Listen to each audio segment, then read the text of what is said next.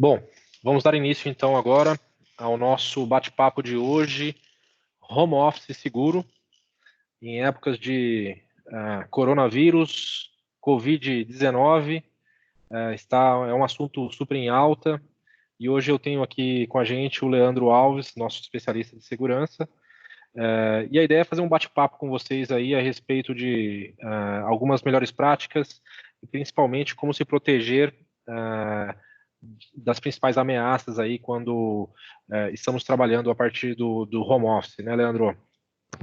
É exatamente isso. Inclusive, essa parte do Covid-19 aí tem afetado bastante as empresas. As organizações aí têm sofrido bastante ataque. A gente teve até um aumento de ataques aí. Inclusive, alguns gigantes aí na parte de segurança relataram um aumento de até 800% de ocorrência nessa parte.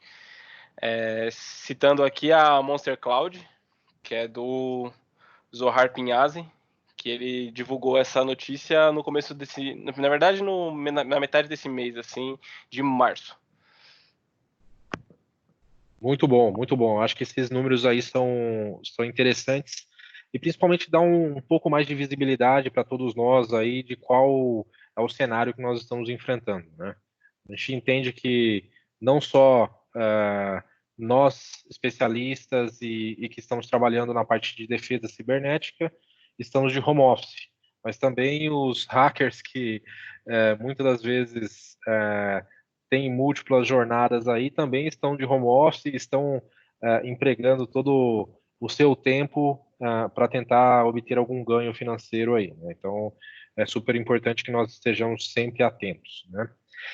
Eu acho que teve até, eu acho que essa semana nós tivemos aí alguns incidentes reportados e veiculados nos principais blogs de segurança, né, relacionado a uma invasão que está tendo com uma das plataformas de reunião online do Zoom, que você compartilhou inclusive hoje mais cedo no grupo, né, Leandro? Se você Assim, o pudesse pessoal falar um está pouquinho mais. usando a vulnerabilidade do Zoom, que eles conseguem acesso remoto e conseguem executar códigos remotos nas máquinas. Inclusive, a gente tem até um probleminha no Zoom aí, que muita gente utiliza ele, não sabe, mas ele suporta a criptografia de ponta a ponta, só que por Uhum. padrão ela não vem habilitada por conta de lag na transmissão e o pessoal acaba evitando utilizar isso. Porque você tem uma segurança a mais, mas acaba onerando o serviço de banda ali, e quando você tem muitos participantes na reunião, o pessoal acaba deixando a segurança de lado para manter a performance. Não, bacana, bacana. Bom, então vamos lá. Leandro, se você puder fazer uma rápida introdução aí, eu sei que a gente já é costumeiro nós fazermos esses webinars, mas seria bacana você fazer uma rápida introdução, eu vou fazer uma apresentação minha também. Se puder começar, vai lá. Bom, eu sou analista de cibersegurança, eu tenho umas certificações de mercado como Security Plus, SAP, que é o conjunto da Security Plus com a Cybersecurity Analyst da CompTIA, sou engenheiro Kaspersky, possuo algumas certificações na Fortinet e eu trabalho no mercado de segurança por volta de 5, 6 anos, já trabalhei em instituições financeiras e hoje eu estou aqui focado na parte de defesa cibernética. Bacana. Obrigado, Leandro. Bom, eu trabalho aqui com o Leandro.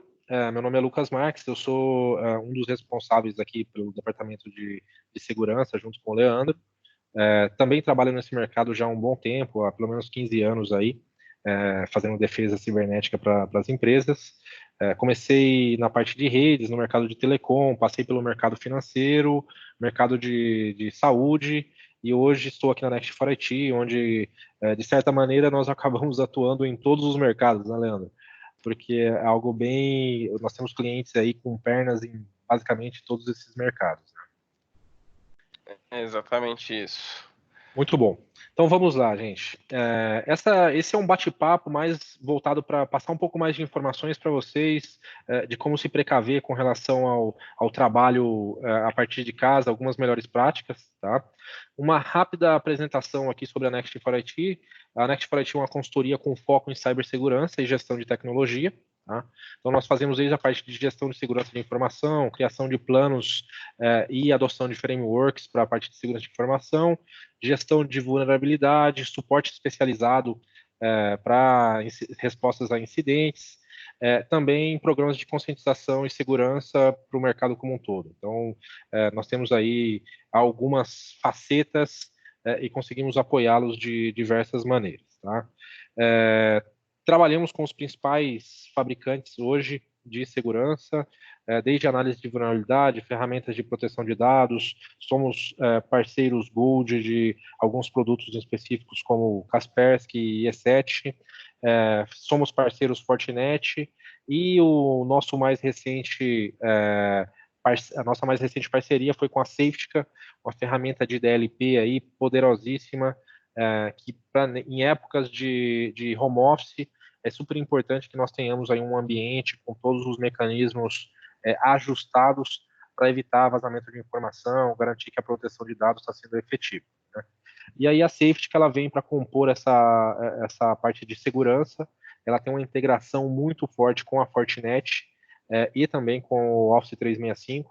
Então, esse conjunto de soluções conseguem garantir aí um bom nível de proteção na segurança da informação. Tá? Então, passando aqui para a parte de home office, basicamente nós temos aqui algumas melhores práticas. Né? Eu vou intercalando aqui junto com o Leandro, vou começar falando um pouquinho sobre a nuvem, tá? Então, acho que para as empresas hoje, as empresas modernas, né, é de suma importância contar com um pacote de colaboração em nuvem ou ferramentas que proporcionem aí uma colaboração de todos os seus colaboradores através de e-mail, comunicação instantânea, videoconferência, troca de arquivos e, obviamente, tudo isso de uma maneira segura, onde você tenha controle dos dados, você tenha garantia de que todo aquele dado está sendo trafegado de uma maneira segura.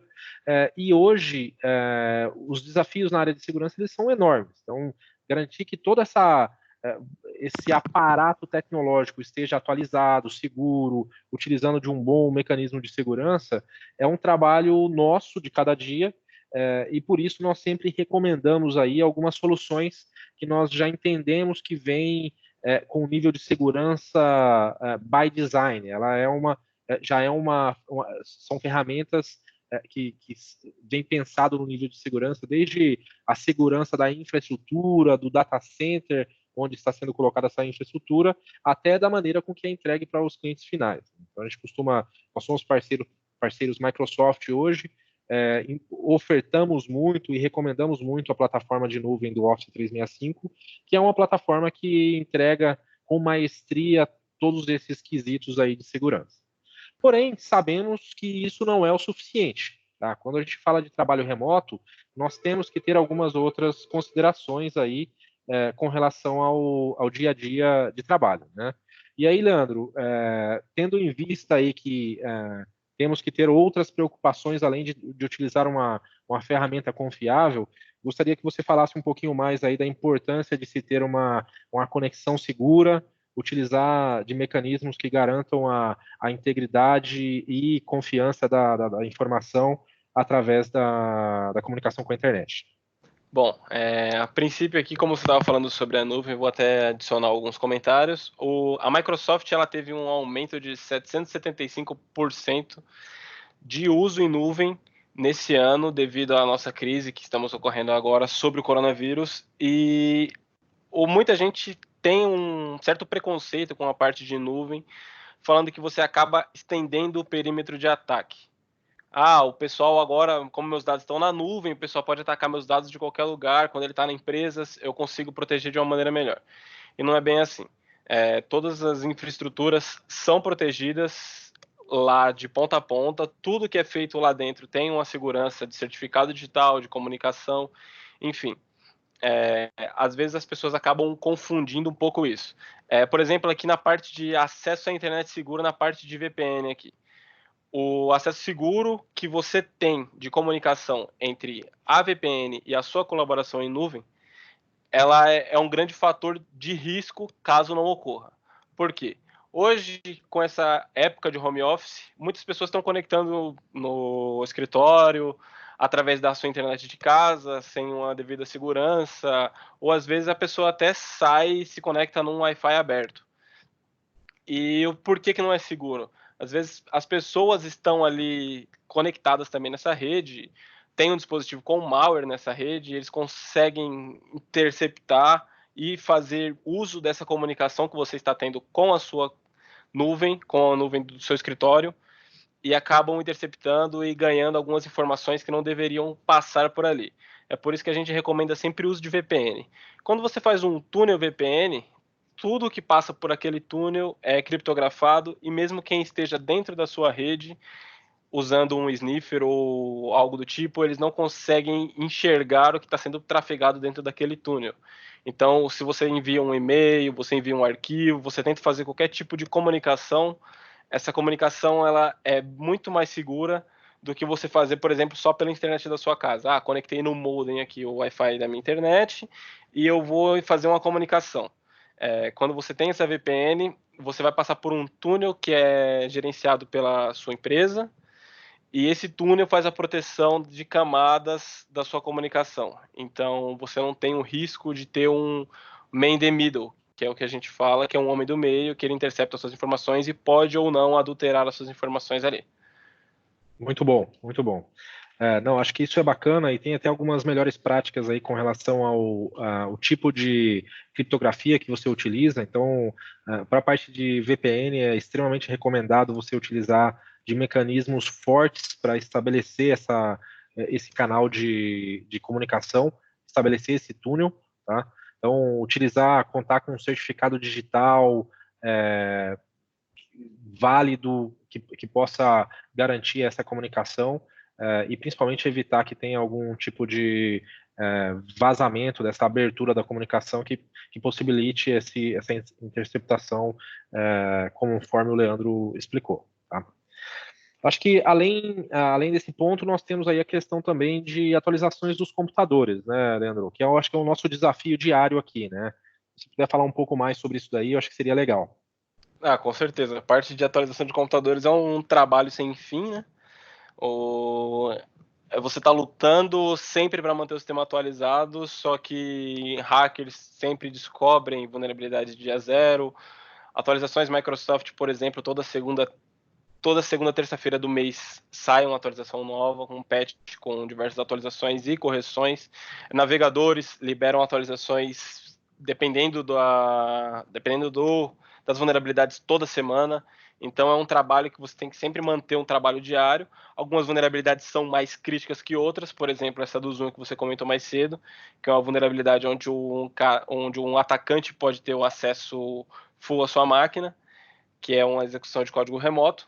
Mas tem vulnerabilidades que são mais simples, mas também não pode ser deixadas de lado, como, por exemplo, uma falha num certificado digital, onde um atacante pode ver as suas informações, as suas informações não estão bem seguras, não estão criptografadas da maneira que deveriam ser. Então ele consegue acabar dando uma espiada assim nos seus dados que estão sendo trafegados, que outrora você pensava que eram seguros. Muito bom, muito bom. Bom, como o Leandro disse, esse é um trabalho sem fim. Eu diria que é o nosso maior desafio hoje, como uma empresa de segurança, manter todos os nossos clientes atualizados no menor tempo possível.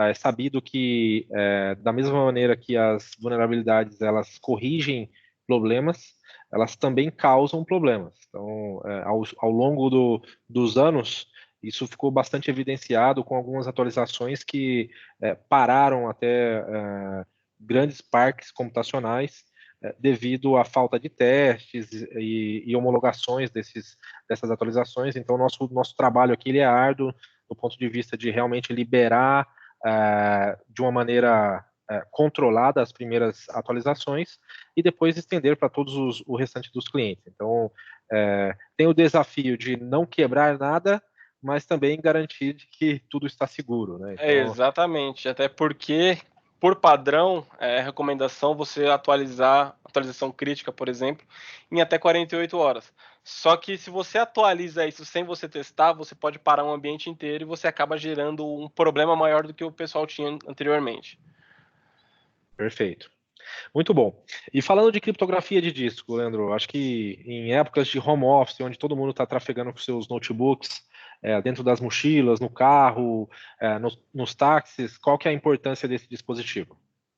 Bom, a parte da criptografia de disco aqui, a gente tem, às vezes, um desafio que o pessoal olha e fala, não quero criptografar o meu disco, porque eu tenho que usar mais uma senha, eu tenho que usar mais um tipo de autenticação. Só que a criptografia de disco ela é uma parte muito importante, tanto para quem está somente no escritório, quanto para quem principalmente está na rua. Porque quando você sai para a rua com seu notebook, bom, a gente não vive num país muito seguro e acidentes ocorrem. Então você pode perder o seu notebook, alguém pode furtar o seu notebook, alguém pode, enfim, pode acontecer diversos casos que o seu notebook acabe não estando mais com vocês e outra pessoa acaba tendo acesso a ele.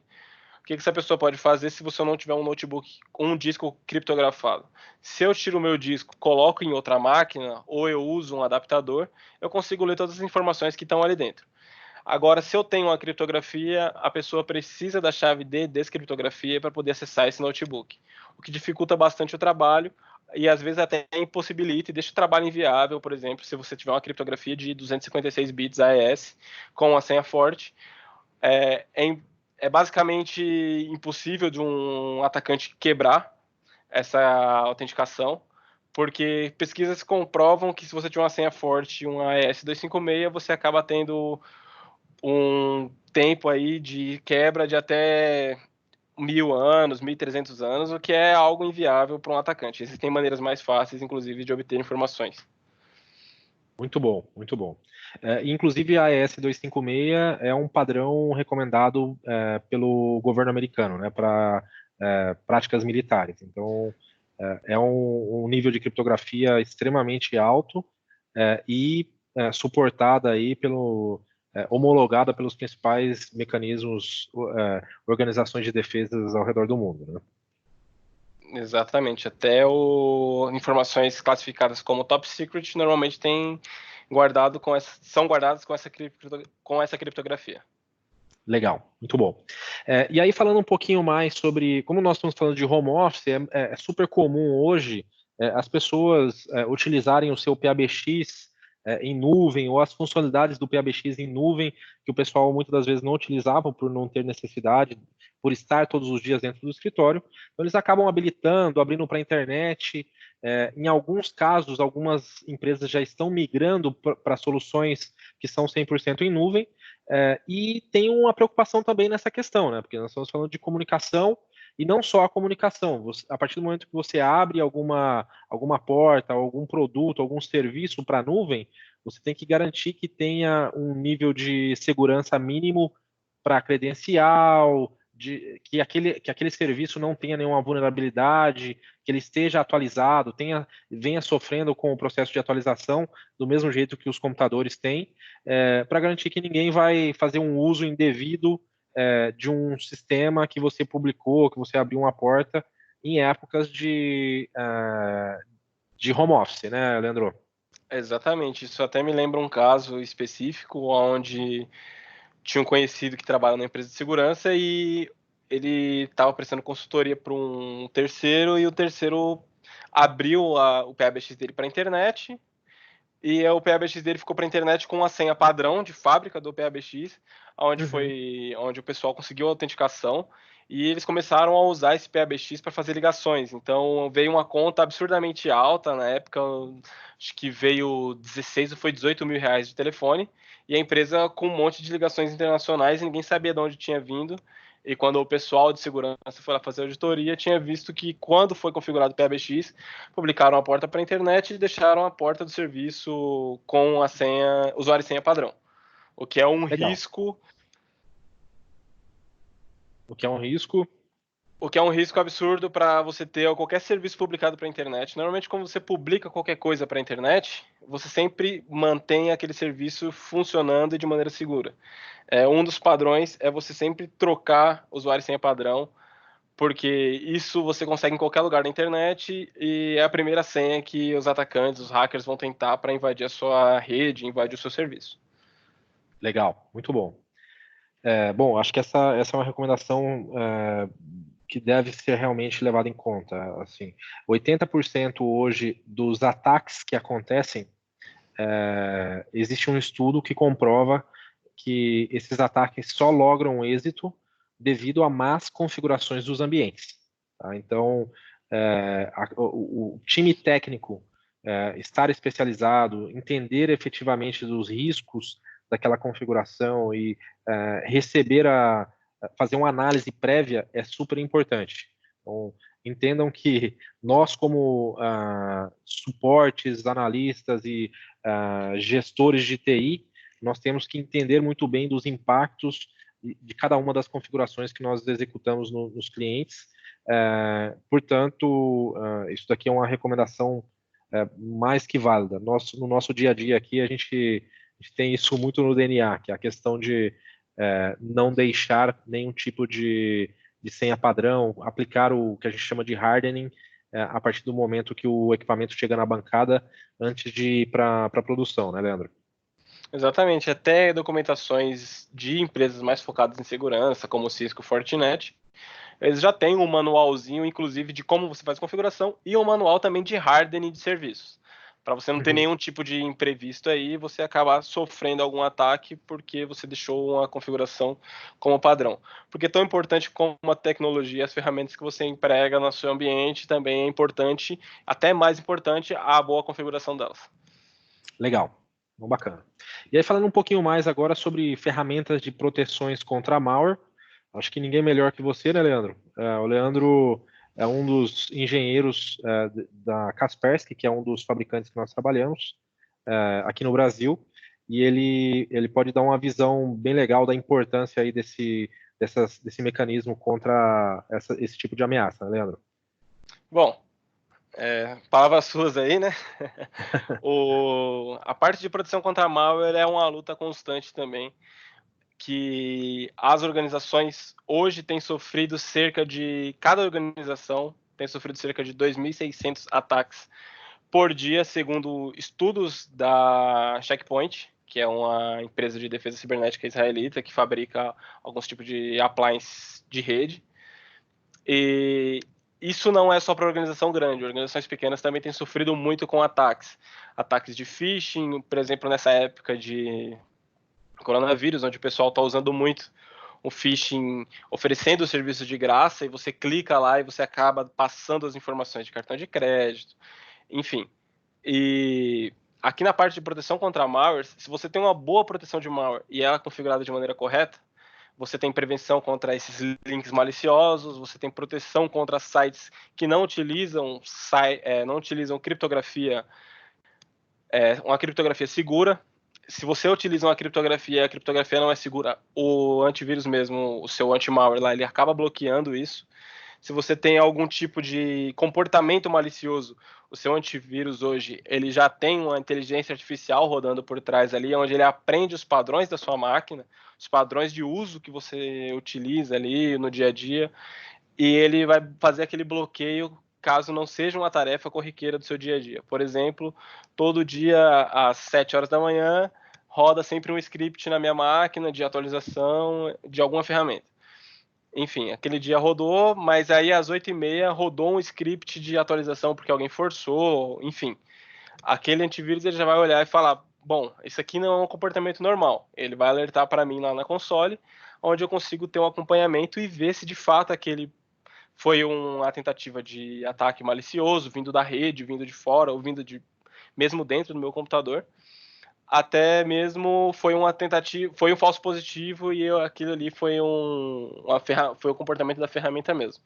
Então, na parte de proteção contra malware é uma parte onde você exige muita parte de ferramenta, um ferramental, mas você também precisa muito de um conhecimento para práticas de incident response. Você conseguir acompanhar como que a máquina se comporta.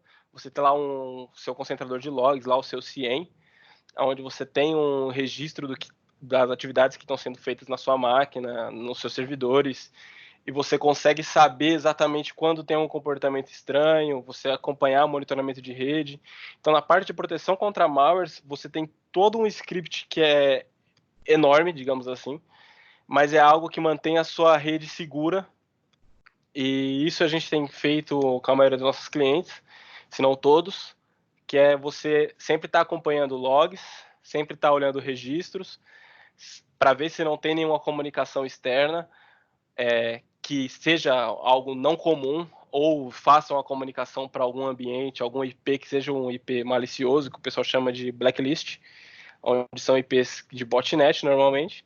Então você exige aí um ferramental e exige também uma parte técnica por trás aí para saber como manusear bem as ferramentas e saber também o que você procura. Não adianta nada você comprar um bom antivírus, um bom firewall e você colocar tudo lá como padrão e esperar que ele pegue todas as ameaças e ele te entregue 100% da proteção.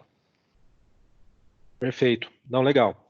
Eu acho que essa questão é bem com base nos ajustes. Cada ambiente ele requer um tipo de ajuste e é realmente conhecer o comportamento, né? A gente costuma falar que por mais que você tenha aí uma série de mecanismos, ferramental, tecnologia, o analista de segurança da informação ele também tem uma bola de cristal ali, onde ele, por algum motivo, ele pensa, isso daqui não está muito certo, esse comportamento está estranho, e ele segue a intuição, e na maioria das vezes ele está certo, né, Leandro? Então, acho que é um conjunto aí de máquina com o homem, não é simplesmente uma ferramenta ou um produto que vai resolver, que traz mais segurança para dentro do ambiente, né?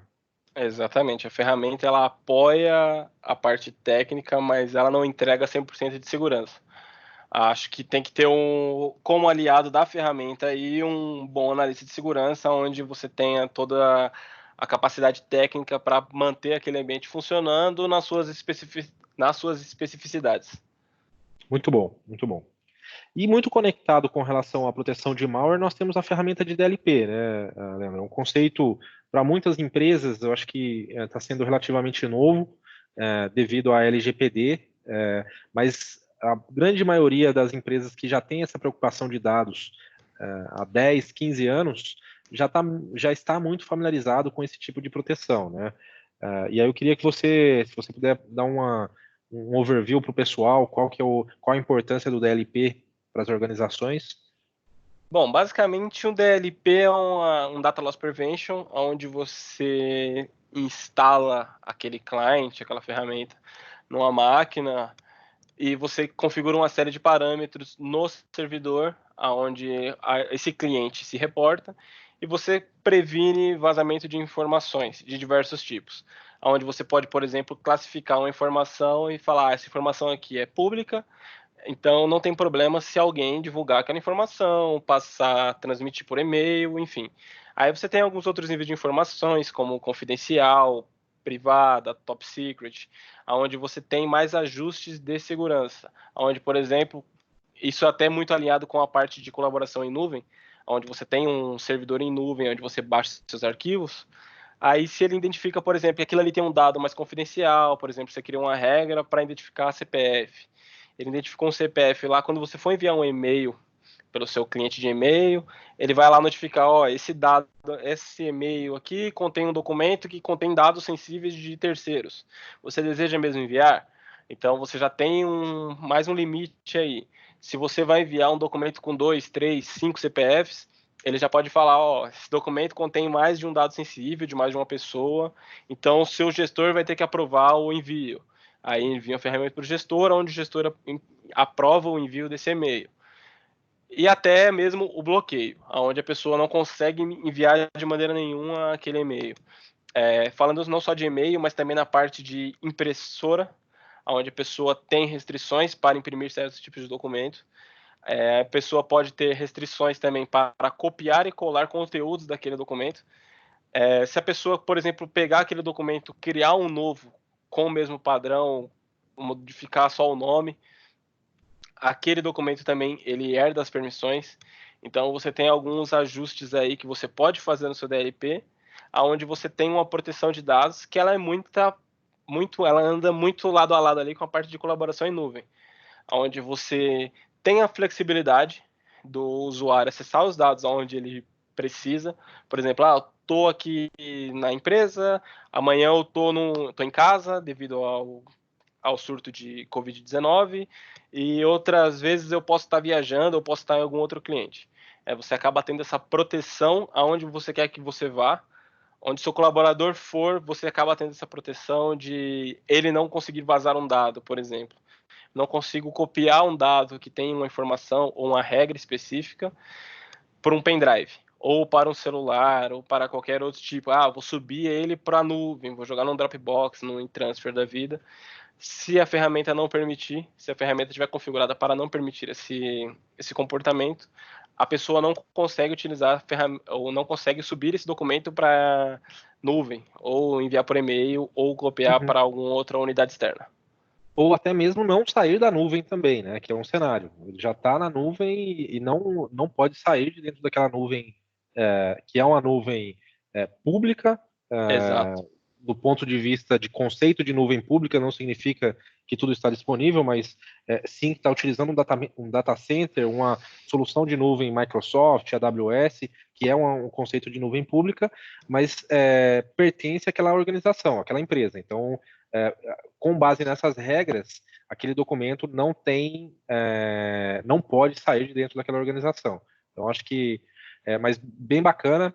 Esse tipo de solução aí está bastante em alta, tem bastante cliente solicitando demonstrações, POCs, e com certeza vai apoiar muito nas medidas de prevenção e adoção de LGPD, tá? É um produto que veio realmente com essa abordagem de levar as políticas da empresa para dentro do notebook. Então, você basicamente está criando aquela fronteira que você tinha muitas das vezes dentro da rede interna, onde já contava com todo aquele aparato tecnológico de firewall, filtro de conteúdo, políticas para não deixar o arquivo ser salvo em repositórios não autorizados. Você leva isso para onde você for, né, Leandro? Exatamente. Você tem uma proteção que hoje não existe mais esse perímetro, né? Que você Aham, coloca, meu perímetro hoje é a minha empresa. Esse conceito de perímetro ele já foi quebrado algumas vezes, porque aham. a pessoa hoje conecta o celular no Wi-Fi da empresa, copia informação, responde e-mail. Então você acaba tendo o perímetro muito um perímetro expandido. Ele foi expandido e hoje Uhum. você não tem como controlar exatamente isso só dentro da sua empresa, só on-premise. Você acaba tendo toda uma colaboração em todo e qualquer lugar assim do negócio. Então, a parte de DLP junto com a parte de colaboração em nuvem acaba ajudando muito nessa parte. Muito bom. E isso nos remete a um segundo slide aqui, de algumas melhores práticas, tá? Que nós costumamos bater bastante nessa tecla, né? A questão da sua identidade, então você ter uma política de trocas de senhas, ter um múltiplo fator de autenticação para garantir de que somente você consiga fazer a autenticação ou tenha visibilidade, tenha que digitar um token, tenha que aprovar aquele acesso no seu celular ou no seu dispositivo móvel, a fim de ganhar acesso a algum recurso da empresa. Isso garante também um nível de segurança adicional. E hoje é uma das maiores preocupações da empresa, das organizações, né? Esse firewall está muito relacionado à identidade. Você deixar uma identidade ser vazada, ele é tão crítico quanto perder um computador, ter um acesso à rede indevido e assim por diante, né? Sim, E sim, aí, até porque essa parte de senhas aqui, por uhum, exemplo, é comprovado que senha não é algo seguro, de fato, e 99,7% dos ataques que ocorrem em credenciais poderiam ser evitados se o usuário utilizasse o múltiplo fator de autenticação que você citou aí. Onde você precisa aprovar num token, num celular, num tablet, enfim. muito bom. E aí temos também os cenários de discos externos, né? O pessoal vai para casa trabalhar, acha aquele HD que ele está acostumado a utilizar, fazer o backup da máquina dele pessoal, os pendrives e tudo mais, e acabam, por sua vez, não, estou com o notebook da empresa, deixa eu conectar aqui para copiar algum arquivo. E essa é uma prática extremamente não recomendada, tá?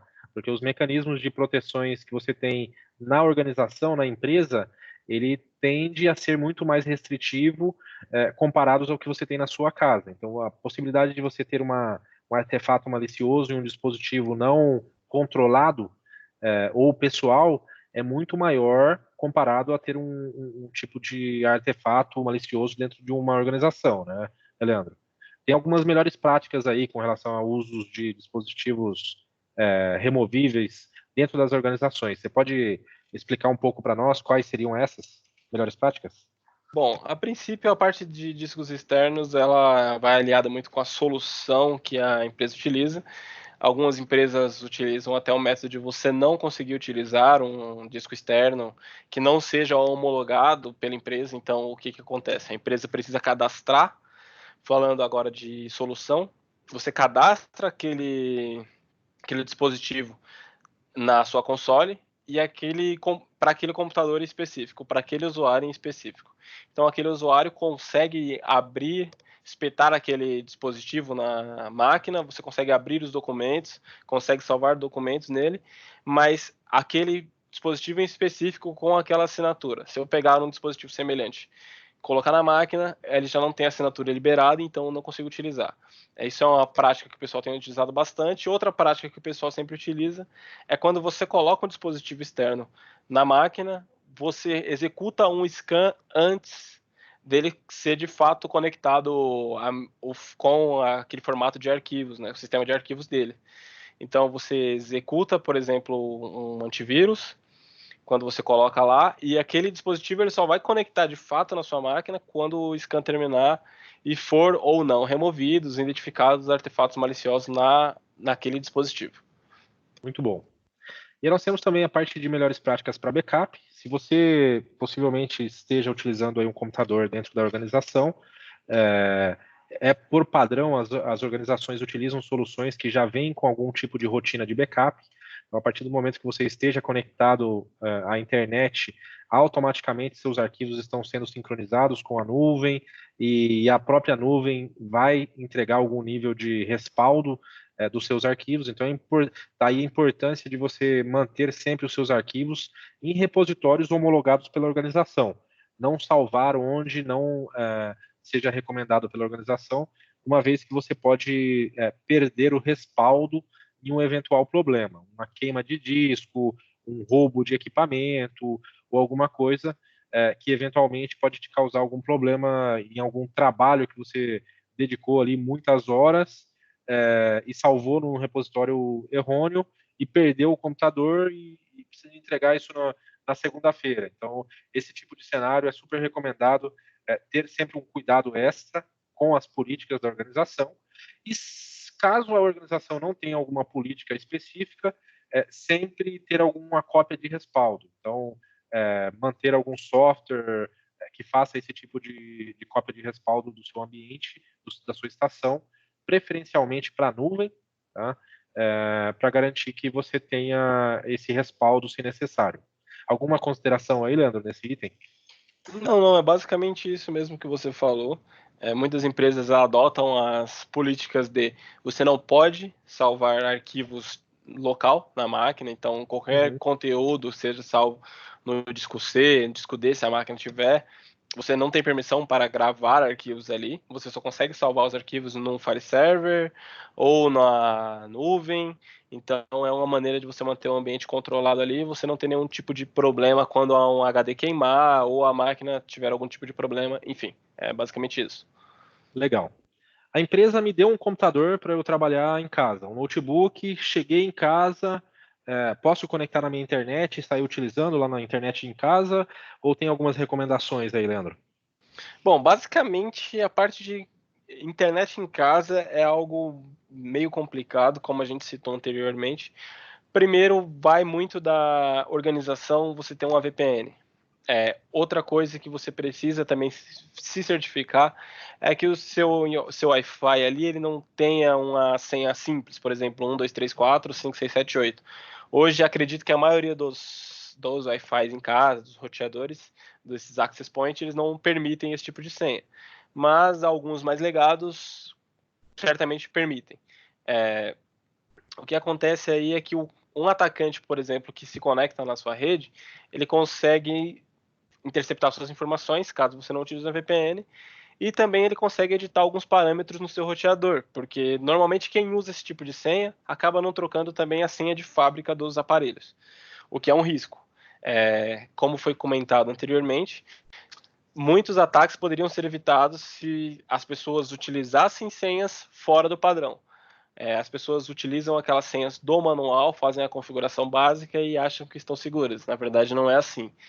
O Wi-Fi ele precisa ter uma senha segura, de preferência, se você puder utilizar letras maiúsculas, minúsculas, caracteres especiais como arroba, exclamação, etc.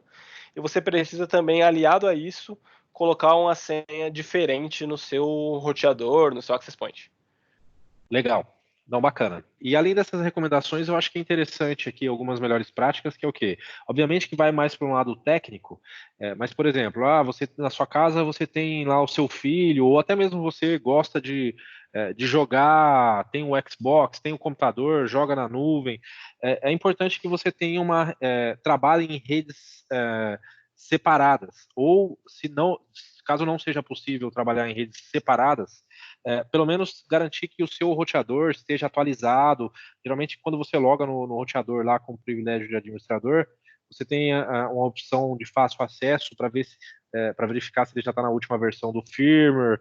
Se não tem nenhuma porta aberta para a internet, fazendo um roteamento direto para sua rede interna e assim por diante. Então, tem algumas melhores práticas aí que é importante. Caso você seja um adepto aí de jogos online, aplicativos que requer desse tipo de abertura de comunicação para a internet, fazer esse tipo de bloqueio aí antes de iniciar os seus trabalhos de home office é uma opção muito válida, né, Leandro? Sim, se você tiver a opção de criar, fazer uma segmentação de rede, super recomendado. E, inclusive, como você citou sobre os jogos aí, jogos normalmente utilizam e pedem permissão para a abertura de portas, tanto na máquina, às vezes no modem. Então é algo que você tem que estar atento ali. Se você não está, por exemplo, não jogo mais tal jogo, dá uma olhada lá, vê se não tem uma porta aberta. Enfim, tem algumas coisas aí relacionadas a essa parte de jogos aí, que é uma parte um pouquinho mais técnica sobre essa parte de portas e protocolos. Só que é uma parte interessante, uma parte que você tem que se manter seguro. Bacana, bacana. E por último aí vem a questão da conscientização, né? Eu acho que toda informação ela é útil e para vocês terem uma ideia, hoje os programas de conscientizações aí ao redor do globo, as empresas têm como sendo o segundo maior orçamento para a parte de segurança da informação. Então, existe muito investimento na parte de conscientização, porque nós sabemos que, por mais que existam todas as ferramentas, todas as tecnologias possíveis, no final do dia, o elo mais fraco acaba sendo o usuário. Se ele não tem informação de como se proteger seus dispositivos, seus assets, acaba sendo um fator que é um fator de risco, né?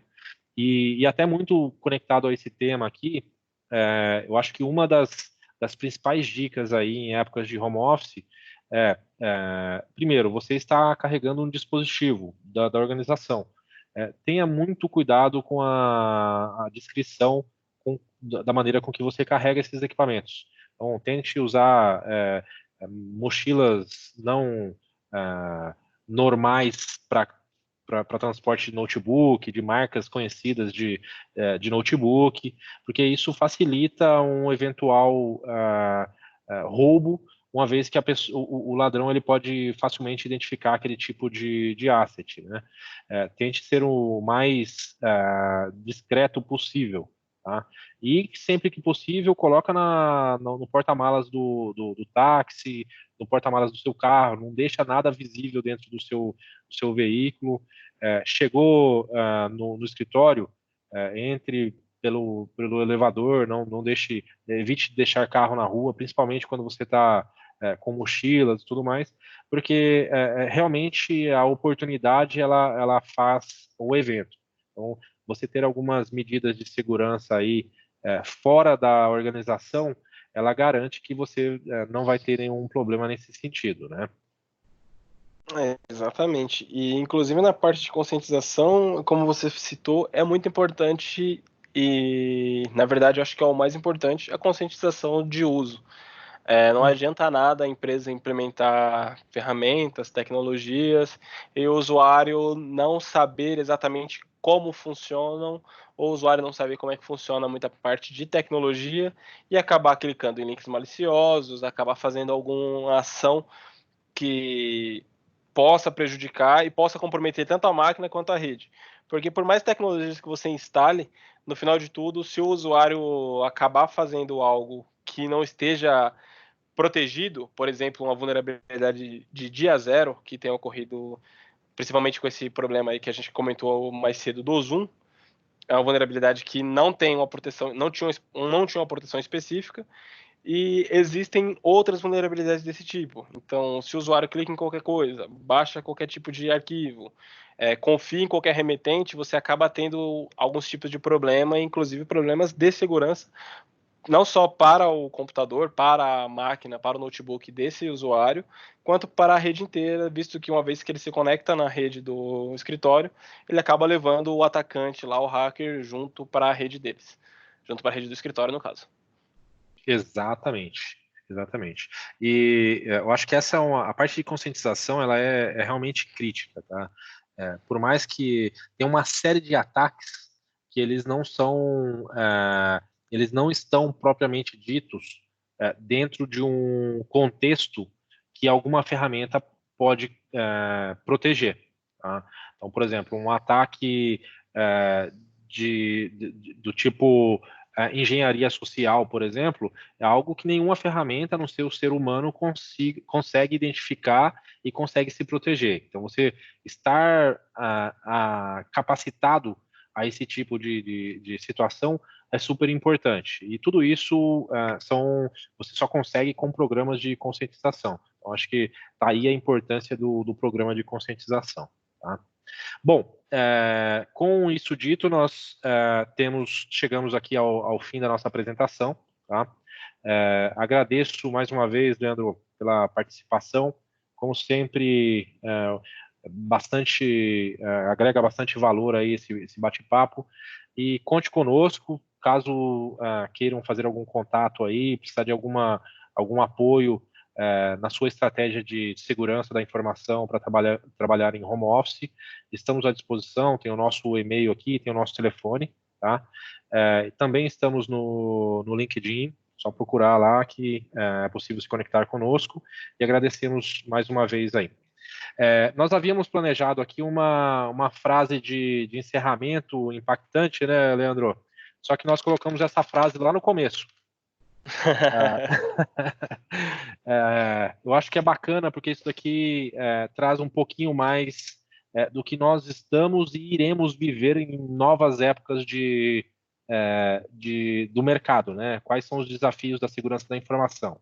E como é uma frase sua que eu gostei muito, eu gostaria que você encerrasse com ela, Irana. Bom, primeiramente eu agradeço pelo convite aí, Lucas. É sempre legal estar participando desses bate-papos aqui, trocando essa informação.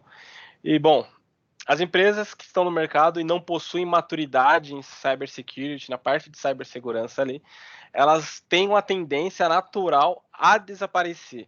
Ou elas vão sofrer um impacto financeiro enorme devido a essas brechas de segurança e depois terão que investir um dinheiro. Isso, obviamente, depende da empresa. Se a empresa tiver um segmento que impacte diretamente e ela não consiga mais continuar o negócio, é capaz da empresa fechar ou, enfim. E enquanto as empresas que elas estão surgindo no mercado hoje, que elas estão nascendo, elas hoje já têm que nascer com esse conceito de security by design. Por quê? Hoje, muitas empresas elas têm contratados, quando elas contratam desenvolvedores, elas sempre procuram, por exemplo, a parte de DevOps, elas estão procurando sempre um específico de DevSecOps, que é onde a pessoa já tem uma instrução de segurança para trabalhar com aquele tipo de desenvolvimento. Outra coisa que as empresas têm feito também é trabalhar com desenvolvedores que usam frameworks de mercado já seguros e tem ferramentas diversas para fazer esse tipo de acompanhamento de revisão de código. Então, as empresas que crescem hoje, que elas estão nascendo hoje e já estão crescendo no mercado, elas utilizam a parte de segurança by design. Não adianta nada eu ter um produto bom, oferecer um serviço diferente, um serviço que ninguém oferece no mercado, e acabar trazendo problemas de segurança, falhas de segurança para o ambiente daquela pessoa que utilizar o meu serviço. Legal. O que pode eventualmente deixar de ser um serviço se tiver um grande incidente, né? Eu acho que bacana essa visão aqui, é uma visão que eu compartilho, eu acredito que o mercado de segurança compartilha também, tá? Então, não é só um bom produto, é um bom produto seguro, tá? Então, pensem sempre nisso daí e conte conosco nessa jornada. Obrigado, gente. Tchau, Tchau, tchau, tchau. obrigado.